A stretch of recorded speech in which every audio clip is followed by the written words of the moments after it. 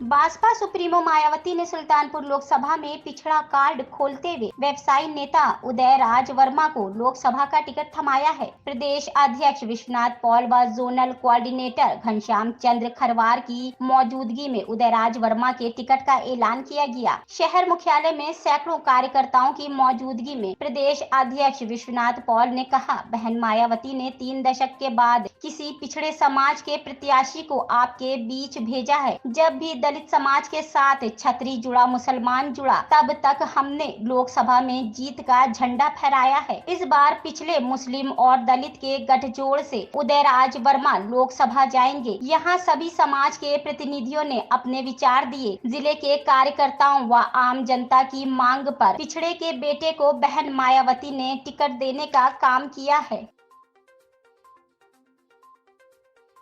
देना चाहेंगे। देखिए, बहुजन समाज पार्टी की राष्ट्रीय अध्यक्ष मान्या बहन जी के निर्देश पर आज जिस दिन बाबा साहब की जयंती है, आज इस जयंती के मौके पर मैं सभी देशवासियों को, प्रदेशवासियों को बहुत बहुत बधाई देता हूं, क्योंकि आज हमारे बाबा साहब की जयंती है और मान्या बहन जी के निर्देश पर इस जयंती के मौके पर ही इस लोकसभा सीट से प्रभारी प्रत्याशी मान्या बहन जी के निर्देश पर हमारे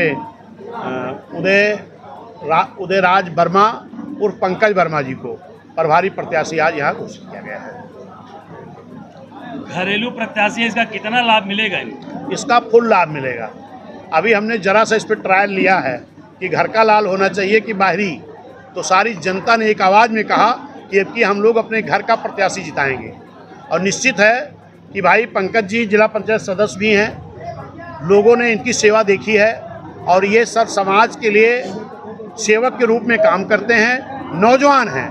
बड़ी बात तो यह है कि इस जनपद का हर समाज का नौजवान इनके साथ खड़ा है और लोकल होने के नाते, चाहे वो मुस्लिम समाज हो, पिछड़ा हो, अति पिछड़ा हो, SC ST हो, न्याय पसंद ब्राह्मण क्षत्रिय वैश्य समाज के लोग हो, सारे लोग कह रहे हैं कि अब कि हम लोग बाहरी को नहीं जिताएंगे, हाथी की बटन दबाएंगे और 2 बाहरी को भगाएंगे। विधानसभा चुनाव में ऐसा ही टिकट लास्ट टाइम काट दिया गया, क्या इस टाइम माना जाए कि टिकट क्लियर है या अभी भी संभावनाएं हैं बदलने की? कोई कटने की संभावना नहीं है, इनका टिकट पक्का है। मान्या बहन जी ने प्रभारी प्रत्याशी घोषित कर दिया है, जल्द ही सूची भी आ जाएगी और निश्चित है कि इस चीज़ की पूरे जनपद में एक चर्चा है कि अगर उदयराज वर्मा जी, पंकज वर्मा जी आ गए तो यहाँ दूसरे किसी की जमानत नहीं बची। कितने सीट पे जीत की दावेदारी कर रहा है? देखिए, ये जो भाजपा इंडिया वाले हैं, एनडीए वाले, और सपा इंडिया वाले, तो ये दोनों दावा करते हैं कि 80 हम जीत रहे हैं और दूसरा कहता है 80 हम जीत रहे हैं।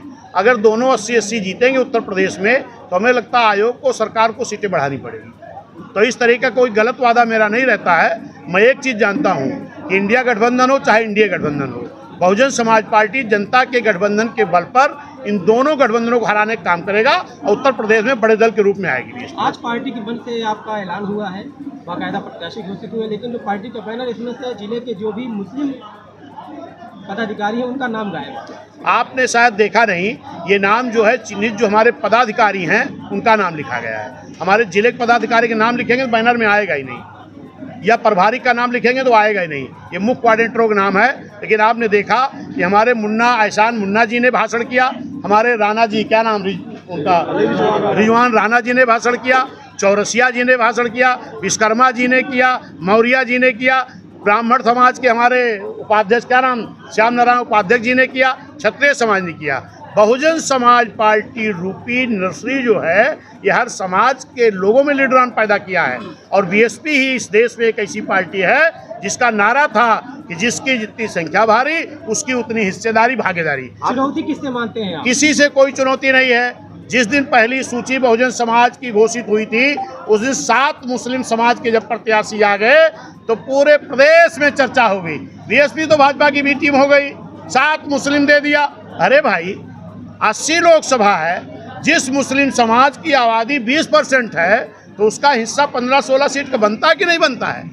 तो अगर हमारा नारा है कि जिसकी इतनी संख्या भारी उसकी उतनी भागीदारी, तो किसी को दर्द क्यों होता है? ये तो उन लोगों से पूछो जो कहते सबका साथ सबका विकास, लेकिन वो कुछ समाज के लोगों को लोकसभा विधानसभा पहुंचने नहीं देना चाहते हैं। और दूसरी बात मैं बता रहा हूँ कि आज भी सर समाज के लोग बीएसपी के साथ मजबूती के साथ खड़े हैं। आज तो जो भाजपा में शामिल हुए हैं, भाजपा से इसमें शामिल हुए, भाजपा में क्या कहना चाहेंगे? हमारे तमाम समाज के लोग, ब्राह्मण समाज के, क्षत्रिय समाज के, पिछड़े समाज के लोगों ने भाजपा और सपा छोड़ करके बहुजन समाज पार्टी सदस्यता ग्रहण की है।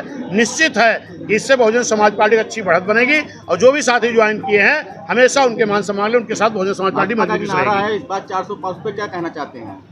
क्या भाजपा का नारा 400 पार, अब उनका मुंह है, वो 400 पार नारा दे रहे हैं। उनका एक अभी मुख्यमंत्री नीतीश जी शामिल हुए, उन्होंने मंच पर ही कह दिया कि अब की बार मोदी सरकार 4000 पार।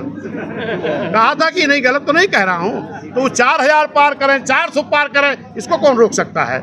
लेकिन जनता ने मन बनाया है कि जिस तरीके से आपने तेल का दाम 4 गुना, गैस का दाम 4 गुना, गैस सिलेंडर पहले कितने में था? 400 रुपया कुछ, 400 कुछ, अब कितना? 1200 रुपया। तो जनता कह रही है अगर 4 गुना महंगाई लाए हो तो 4 गुना नीचे चुनाव की कर देंगे आपको। क्या उम्मीद है कि जीत के बाद मायावती फिर बीजेपी में शामिल होंगी या बीजेपी के साथ रहेंगी? आज तक कभी आप जो सवाल पूछ रहे हैं बिल्कुल गलत पूछ रहे हैं। कभी बीएसपी ने भाजपा को समर्थन किया हो तो उस बार का नाम बताओ, या कभी बीएसपी बीजेपी में शामिल हुई हो तब बताओ। कभी हुई जीवन में? ये गलत प्रचार नहीं करना चाहिए आप लोगों को। कभी भी बहुजन समाज पार्टी को बीजेपी के लोगों ने समर्थन देके सरकार बनाई है और बहन जी ने अपनी नीतियों के आधार पर सरकार चलाई है। हाँ, लिया है, मैं बोल तो रहा हूँ, लेकिन आप कह रहे हो शामिल होंगी, देंगी, ये जीवन में नहीं किया है। बीएसपी ने कभी समर्थन बीजेपी को नहीं किया।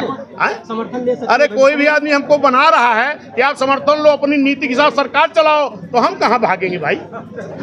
बहन जी ही है ऐसी नेता जो भारतीय जनता पार्टी की सरकार एक वोट से प्रधानमंत्री की गिराने का काम किया है। आज लोग हमको भी टीम बताते हैं। उस समाजवादी वालों से क्वेश्चन पूछो जिसके संस्थापक ने भरी पार्लियामेंट में कहा था कि एक बार मोदी जी को आना चाहिए। बहन जी ने तो भाजपा की सरकार प्रधानमंत्री तक गिरा चुकी है। माननीय बहन जी के साथ कोई भी समर्थन देगा तो हम अपनी सरकार बनाएंगे, अपनी नीतियों से चलाएंगे, ये समर्थन के हिसाब से नहीं। यही बहन जी ने पहले भी किया है। मेरी जो है, मैं यहाँ से जीत कर जो है सीट जो है माननीय बहन जी को देने का काम करूँगा, क्योंकि बहन जी ने मुझसे विश्वास जताया है, मैं उस पर खरा उतरूँगा। देखिए अभी पत्र जारी नहीं हुआ, ऐसे में लेकर क्या आश्वासन जारी है? कहीं ना कहीं सब सुबह जारी है कि कंफर्म है? नहीं, कंफर्म क्या रहेगा? नहीं, कंफर्म है, टिकट तो कंफर्म है भाई। माननीय बहन जी ने आशीर्वाद दे दिया, घोषणा हो गई तो आपका एक बार टिकट कट चुका है, ऐसा देखिए से तो सभी पार्टियों में टिकट मिलना और कटता, अगर कटा था तो फिर मिला भी तो है। एक बार कटा था तो फिर मिला भी है। मैं पार्टी में बना रहा, पार्टी के साथ लगा रहा, मुझे फिर मौका बहन जी ने दिया। अगर मैं उस समय भाग जाता तो फिर नहीं मिलता। तो पूर्व केंद्रीय मंत्री मेनका गांधी यहाँ से सांसद हैं, फिर उन्हें जो है यहाँ से टिकट मिला है, तो किस तरह की फाइट आप देखते हैं? कोई फाइट नहीं है। जनता, देखिए मैं जनता से सीधे जुड़ा हूँ, जनता मुझसे सीधे जुड़ी। जनता कह रही है कि कोई फाइट नहीं, आप मुझे टेंशन लेने की ज़रूरत नहीं है, जनता मेरे साथ है और सारा निर्णायक जनता ही है। सपा ने भीम निषाद को यहाँ से प्रत्याशी बनाया, उन्हें किस तरह देखते हैं? अब उनको मैं तो जहाँ तक देखता हूँ ये प्रत्याशी हैं और कोई भी जो लोकसभा लड़ा हो अच्छा ही होगा, जैसे एक पार्टी ने चुना है। लेकिन उन्हीं के पार्टी का जिला अध्यक्ष कह रहा है कि मैं जानता नहीं हूँ। उन्हीं के पार्टी के नेता विधायक कह रहे हैं कि इनके पास बुद्धि नहीं। जिनके पास बुद्धि नहीं, उसे चुनाव लड़ने की क्या जरूरत है? लोकसभा लड़ने का हमारे जिले कमान अगर लोग उसके हाथ में दे देंगे तो हमारे जिले क्या होगा? मैं तो अपनी जनता से यह अनुरोध करूँगा कि सोच समझ के वोट करें। अगर जाति समीकरण देखा जाए तो एक पिछड़ा एक अति पिछड़ा, ऐसे में वोटों का बंटवारा कैसे करेंगे? देखिए इस बार जनता हमारी जो पार्टी की नीति है, जात पात नहीं देखेगी और हाथी बटन दबाएगी। जात पात से कोई मतलब नहीं। मैं लोगों के बीच में हूँ, लोग मुझे जानते हैं। मुझे अपने बारे में लोगों को बताना नहीं है, लेकिन जो दूसरे प्रत्याशी उनके बारे में जाके जनता से लोग बताते हैं। तो मेरे बारे में जनता के लोगों को बताने, जनता मेरे साथ है और जनता हमेशा मेरे समर्थन में खड़ी है। को लेकर आप जनता के बीच जाएंगे? हमारा मेन जो मुद्दा है, जो जनता की मेन समस्याएं हैं, जैसे आप बेसिक समस्याएं आप देख रहे हैं कि हमारे ज़िले की सबकी कुछ ना कुछ बेसिक समस्या। हमारे ज़िले में जनता इतना परेशान, इतना त्रस्त है, छोटी छोटी चीज़ को लेकर परेशान किया जा रहा है। मैं जनता के साथ रह के उनकी हर समस्या का समाधान हूँ।